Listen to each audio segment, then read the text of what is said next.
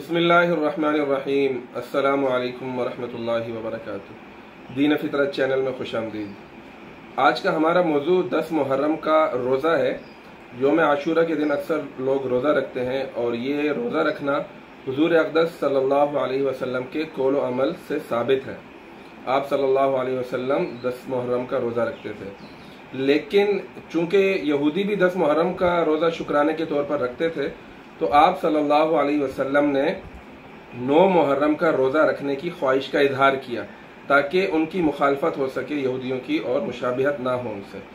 इसी वजह से फुक़हाए कराम ने 10 मुहर्रम के रोज़े के साथ 9 मुहर्रम का रोज़ा रखना मुस्तहब करार दिया है और सिर्फ 10 मुहर्रम के रोज़े को मकरूह तंज़ीही करार दिया है।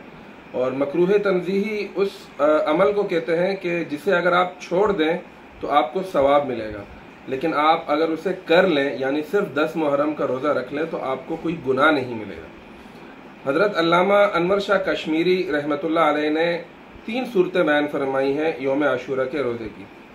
पहली, उन्होंने फरमाया है कि 9, 10 और 11 3 रोज़े रखे जाए, या फिर दूसरी सूरत बयान फरमाई है कि 9 और 10 का या 10 और 11 का रोज़ा रखा जाए।